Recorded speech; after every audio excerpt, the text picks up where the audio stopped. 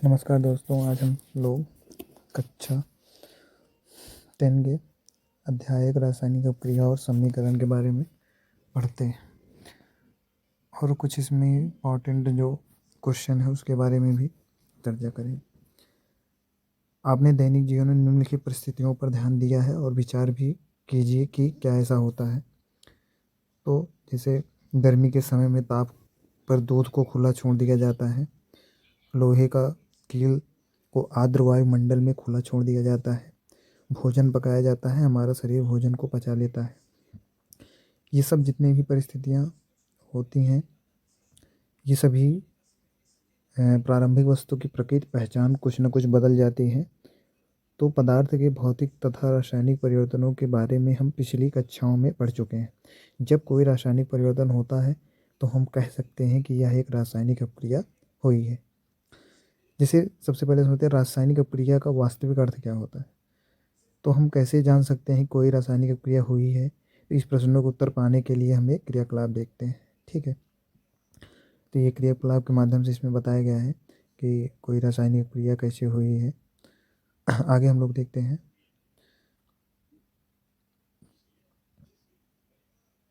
अब सबसे पहले मान लीजिए कोई रासायनिक अपक्रिया हुई है तो उसमें कैसे पता चलेगा। तो पहला उसमें हो सकता है कि उसके अवस्था में परिवर्तन हो, रंग में परिवर्तन और गैस का निकास हो और तापमान में परिवर्तन हो। तो यदि हम अपने आसपास हो रहे परिवर्तन को देखें तो पाएंगे कि हमारे चारों ओर विभिन्न प्रकार के रासायनिक अपक्रियाएं हो सकती हैं। तो इस अध्ययन में हम विभिन्न प्रकार के रासायनिक अपक्रियाओं और उनके प्रतीकात्मक निरूपण के बारे में अध्ययन करेंगे। सबसे पहले रासायनिक समीकरण क्या होता है कि और हमें रासायनिक समीकरण की क्यों आवश्यकता होती है, इसके बारे में पढ़ते हैं। तो जब ऑक्सीजन की उपस्थिति में मैग्नीशियम रिबन का दहन होता है तब मैग्नीशियम ऑक्साइड में परिवर्तित हो जाता है। इस वाक्य को संक्षिप्त रूप में समझने के लिए रासायनिक अपक्रिया विवरण बहुत लंबा हो जाता है। तो संक्षिप्त रूप में लिखा जा सके इसलिए हम शब्द समीकरण के रूप में लिखना सबसे सरल विधि है। जैसे इसमें दिया गया है कि मैग्नीशियम प्लस ऑक्सीजन, तीर का निशान मैग्नीशियम ऑक्साइड। तो यहाँ पर जो मैग्नीशियम प्लस ऑक्सीजन है ये आपका विकारक होता है और जो मैग्नीशियम ऑक्साइड है ये आपका क्या है, उत्पाद होता है। तो अभिकारक क्या होता है, सबसे पहले इसको समझ लेते हैं। तो जिसमें रासायनिक परिवर्तन होता है, जिसमें रासायनिक परिवर्तन होता है उसे अभिकारक कहते हैं। और इस अभिक्रिया में जो एक नया पदार्थ मैग्नीशियम ऑक्साइड का निर्माण होता है उसे हम उत्पाद कहते हैं।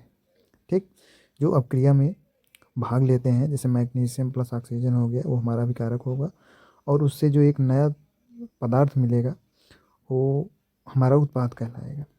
ठीक है, आगे देखते हैं।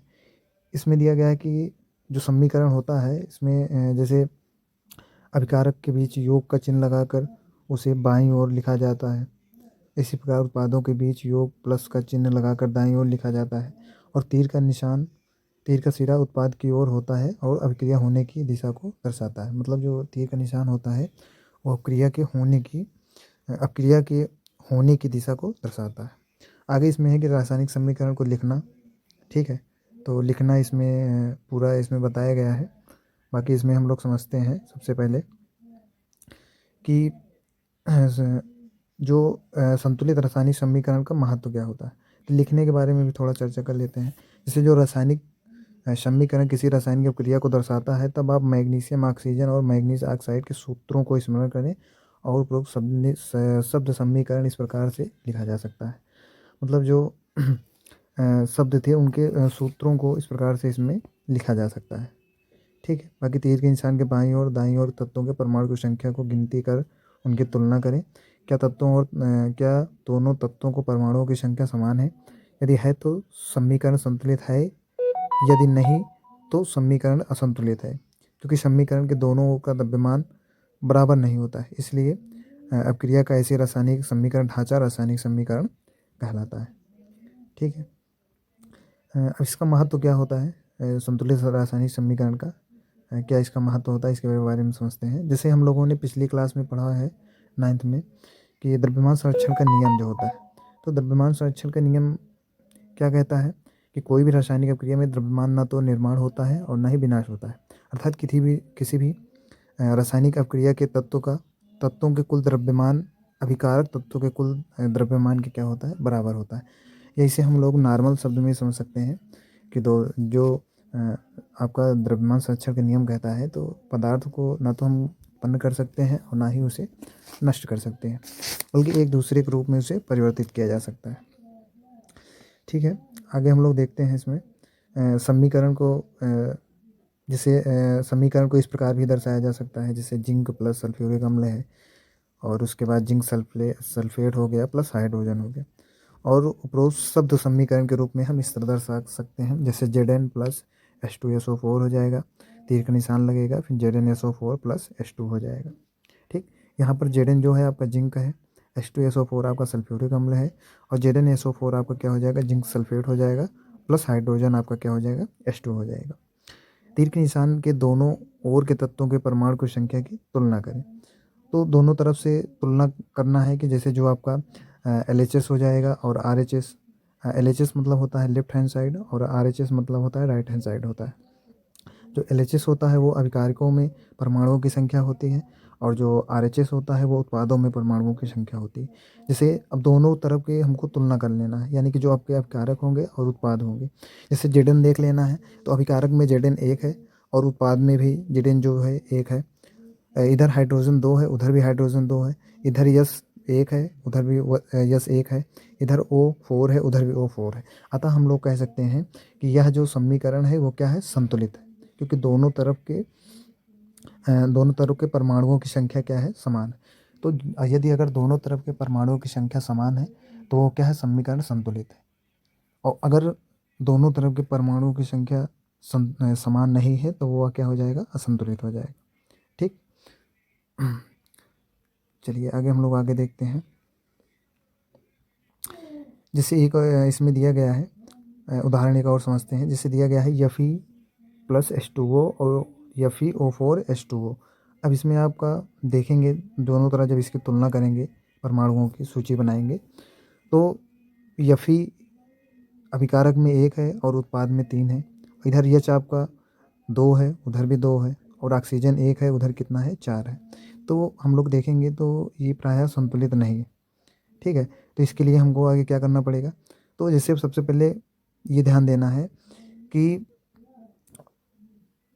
उस यौगिक के सबसे अधिक परमाणु वाले तत्वों को चुनेंगे जिनका आधार पर हम Fe3O4 और उसके ऑक्सीजन तत्वों को चुनेंगे, जो दाईं ओर से ऑक्सीजन के 4 परमाणु और बाईं ओर से ऑक्सीजन के 1 परमाणु हैं।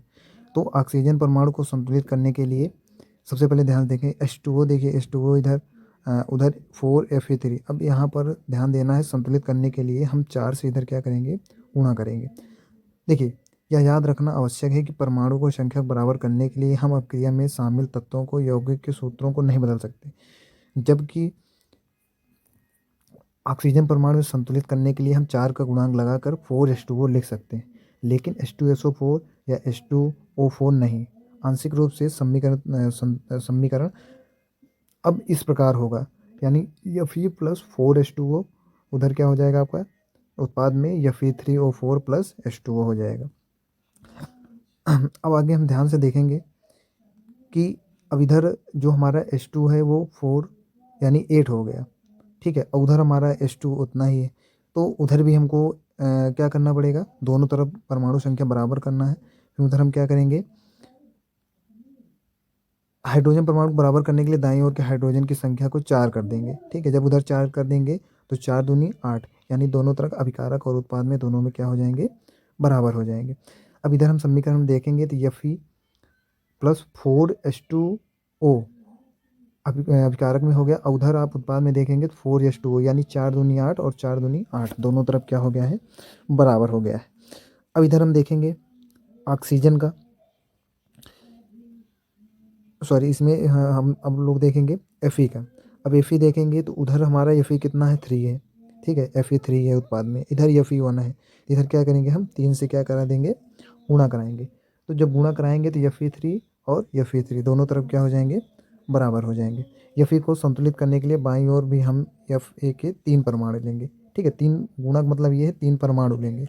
ठीक है, आगे हम देखते हैं। अब 3 Fe हो जाएगा अभिकारक में भी, उधर भी Fe3 हो जाएगा, इधर 4H2O हो जाएगा और इधर 4H2 हो जाएगा।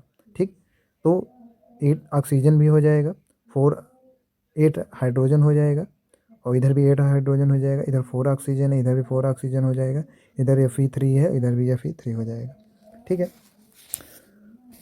अब हम लास्ट में देखेंगे तो 3Fe प्लस 4H2O, तीर का निशान है, Fe3O4 प्लस 4H2O। अब देखेंगे हमारा जो समीकरण है वो क्या है, पूर्णतः संतुलित है। तो दोनों ओर से तत्वों के परमाणुओं की संख्या बराबर है, अतः यह समीकरण अब संतुलित है। रासायनिक समीकरणों को संतुलित करने की इस विधि को हम हिड एंड ट्रायल विधि भी कहते हैं। ठीक है, क्योंकि सबसे छोटी पूर्णांक संख्या के गुणांक का उपयोग करके समीकरण को संतुलित करने का प्रयत्न करते हैं। ठीक है, ये चीज़ हो गया। अब आगे हम लोग देखते हैं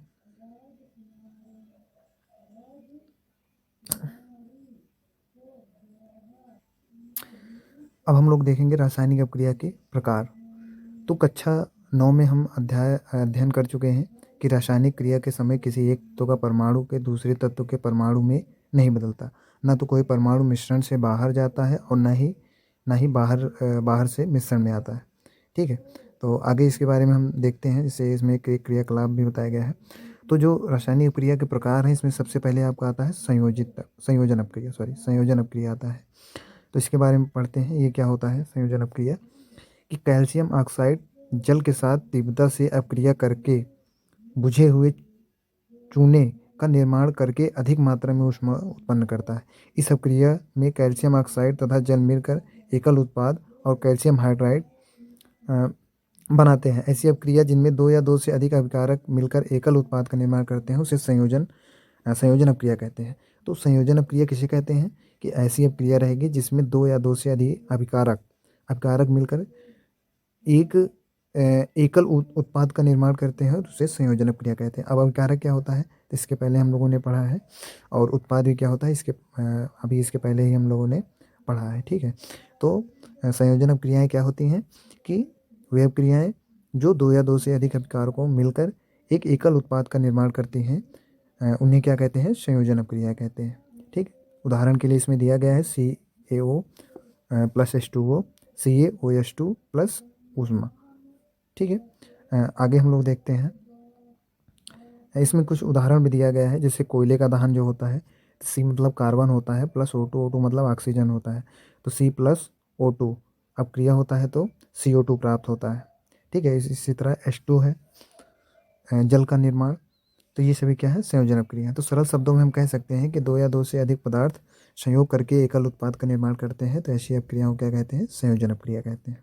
ठीक है, आगे हम इसमें एक और पॉइंट समझते हैं, ऊष्माक्षेपी रासायनिक अपक्रिया किसे कहते हैं। तो जिन अपक्रियाओं के उत्पाद के निर्माण के साथ साथ ऊष्मा भी उत्पन्न होती है, जिन अपक्रियाओं के उत्पाद के निर्माण के साथ साथ ऊष्मा भी उत्पन्न होती है, उसे हम ऊष्माक्षेपी अपक्रिया कहते हैं। ठीक है, इसके लिए एक उदाहरण है, जैसे प्राकृतिक गैस का दहन होता है, CH4 plus O2 CO2 plus 2H2O plus ऊर्जा। ठीक है, ये चीज़ें हैं। आगे इसमें ये भी बताया गया है कि यह ऊर्जा हमें भोजन से प्राप्त होती है। पाचन क्रिया के खाद्य पदार्थ को छोटे छोटे टुकड़ों में टूट जाते हैं, जैसे चावल होता है, आलू, ब्रेड और कार्बोहाइड्रेट होता है। इन सभी कार्बोहाइड्रेट टूटने पर ग्लूकोज में प्राप्त होता है। यह ग्लूकोज हमारे शरीर के कोशिकाओं में उपस्थित ऑक्सीजन से मिलकर हमें ऊर्जा प्रदान करता है। इस अपक्रिया का विशेष नाम श्वसन है, जिसका अध्ययन हम अध्याय 6 में करेंगे। ठीक है, तो यहाँ पर आपका ग्लूकोज के बताया है, तो C6 H12O6 plus 6O2 CO2 plus H2O plus ऊर्जा। ठीक है, आगे हम इसमें समझते हैं, अगला हमारा इसी में है वियोजन अपक्रिया क्या होता है। तो वियोजन अपक्रिया के बारे में समझते हैं, वियोजन अपक्रिया क्या होता है। तो ऐसी अपक्रिया जिसमें एकल अभिकर्मक टूटकर छोटे छोटे उत्पाद प्रदान करता है, यह वियोजन अपक्रिया कहलाता है। वियोजन का नाम से ही समझिए कि वियोजन मतलब होता है टूटना। ठीक, तो छोटे छोटे टूट कर छोटे छोटे उत्पाद में प्रदान करता है, तो उसे क्या कहते हैं, वियोजन अपक्रिया कहते हैं। जैसे उदाहरण के लिए फेरस सल्फेट है, फेरस सल्फेट को क्रिस्टल के हरे रंग में परिवर्तित हुआ तो सल्फर के दौरान उत्पन्न ऊष्मा का अभिलाक्षणिक विशिष्ट गंध को भी आप सूंघ सकते हैं। ठीक है, आगे इसमें बताया कि गर्म करने पर फेरस सल्फेट FeSO4 7H2O का क्रिस्टल जल त्याग देता है और क्रिस्टल का रंग बदल जाता है। इसके उपरांत यह ferric oxide Fe2O3, sulphur dioxide SO4 तथा सल्फर ट्राईऑक्साइड SO3 में वियोजित हो जाता है। फेरिक ऑक्साइड ठोस है जबकि SO2 प्लस SO3 क्या है, गैस है। ठीक है। आगे इसमें ऊष्मा के द्वारा की गई वियोजन की प्रक्रिया में ऊष्मीय वियोजन कहते हैं। जैसे इसमें बताया कि उपयोग सीमेंट के निर्माण में भी होता है। इसमें चूने का पत्थर होता है तो ऊष्मा के साथ बुझा हुआ चूना। आगे हम लोग देखते हैं इसमें ये एक इसके एग्जाम्पल है, 2-3 एग्जाम्पल है, इसको आप लोग देख सकते हैं। आगे अब हम लोग देखेंगे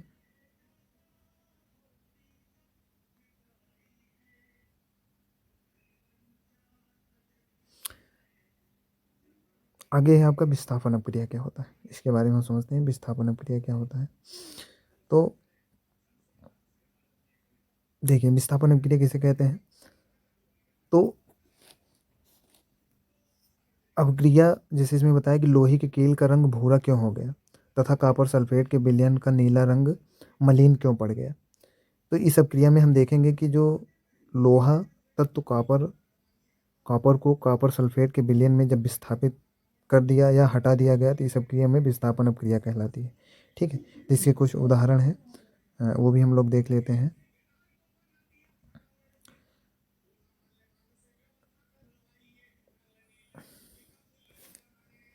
उदाहरण के लिए जैसे कॉपर सल्फेट दिया गया है Zn plus copper sulphate CuSO4, तो जिंक सल्फेट प्लस Cu ये होता है। तो जिंक तथा लेड कॉपर की अपेक्षा अधिक क्रियाशील तत्व हैं।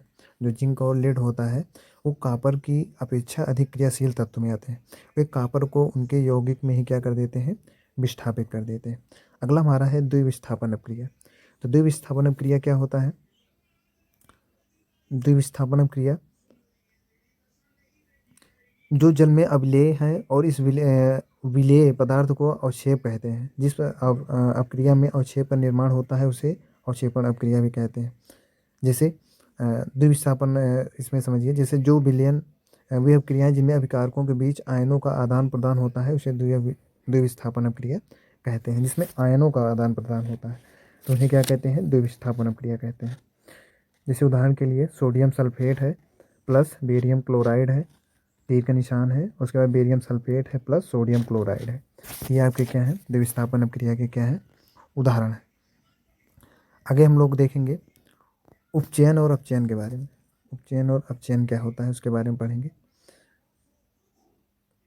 देखिए कॉपर चूर्ण की तरह कॉपर ऑक्साइड की काली परत चढ़ जाती है। यह काला पदार्थ क्यों बना, ये जैसा कि इसमें प्रयोग में भी बताया गया है आपका कि कॉपर का कॉपर ऑक्साइड में उपचयन कैसे होता है। इस कॉपर ऑक्साइड में कॉपर में ऑक्सीजन के योग से बना है। ठीक, Cu+O2 CuO। ठीक है। इस गर्म पदार्थ के ऊपर हाइड्रोजन गैस प्रवाहित की जाए तो सतह की काली परत भूरे रंग की हो जाती है, क्योंकि इस स्थिति में विपरीत अपक्रियाएं संपन्न होती हैं तथा कॉपर का प्राप्त होता है। अपक्रिया के समय जब किसी पदार्थ में ऑक्सीजन की वृद्धि होती है तो कहते हैं कि उसका उपचयन हुआ है। तो जब किसी पदार्थ में ऑक्सीजन की वृद्धि होती है, जब किसी पदार्थ में ऑक्सीजन की वृद्धि होती है तो कहते हैं कि उसका उपचयन हुआ है। और जब अपक्रिया में किसी पदार्थ में ऑक्सीजन की ह्रास होती है तो उसे हम क्या कहते हैं, अपचयन कहते हैं।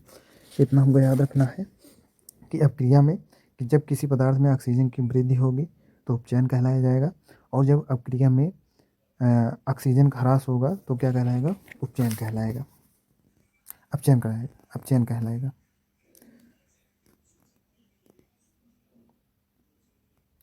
अगला इसमें है रेडॉक्स अपक्रिया किसे कहते हैं।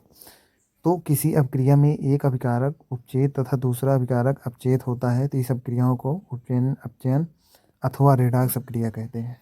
इसी को रेडॉक्स अपक्रिया भी कहते हैं, जैसा कि इसमें एग्जाम्पल भी दिया गया है रेडॉक्स अपक्रिया के। आगे हम लोग देखते हैं इसमें संक्षारण क्या होता है। संक्षारण क्या होता है, तो हमने देखा है कि लोहे से बनाई नई वस्तुएं चमकीली होती हैं, लेकिन कुछ समय पश्चात उसमें क्या हो जाता है, लालमय युक्त भूरे रंग की परत चढ़ जाती है। प्रायः इस अपक्रिया को लोहे का जंग लगना कहते हैं। कुछ अन्य धातुओं में भी ऐसे ही परिवर्तन होता है। क्या आपने चांदी तथा तांबे पर चढ़ने वाली परत के रंग पर ध्यान दिया है? जब कोई धातु अपने आसपास अम्ल, आर्द्रता और आदि के संपर्क में आती हैं तो वह संरक्षित होती है और इस प्रक्रिया को संक्षारण कहते हैं। जैसे चांदी के ऊपर काली परत व तांबे के ऊपर हरी परत चढ़ाना संक्षारण के अन्य उदाहरण हो सकते हैं। ठीक है, तो ये लोहे के संक्षारण के बारे में बताया गया है। आगे हम लोग देखते हैं विकृत गंधिता। तो ये क्या होता है कि वसायुक्त या तैलीय खाद्य सामग्री जब लंबे समय तक रखा रह जाता है तब उसका स्वाद या गंध कैसे होता है? तो उपाचयित होने पर तेल एवं वसा विकृत गंधित हो जाते हैं तथा उनके स्वाद पर गंध बदल जाते हैं। प्रायः तैलीय तथा वसायुक्त खाद्य सामग्रियों में उपचयन रोकने वाले पदार्थों में मिलाए जाते हैं और वायुरोधी बर्तनों में खाद्य सामग्री को रखने पर उपचयन की गति धीमी हो जाती है। क्या आप जानते हैं कि चिप्स बनाने वाले चिप्स की थैली में से ऑक्सीजन हटाकर उसमें नाइट्रोजन जैसे कम सक्रिय गैस में युक्त कर देते हैं ताकि उन चिप्स का उपचयन ना हो सके। ठीक है, आज के लिए हम लोगों का इतना ही रहेगा। बाकी इस पार्ट से जो भी था बहुत अच्छे से इसको तैयार कर लेना है और जो भी ना समझ में आए उसको आप कमेंट में बता सकते हैं। और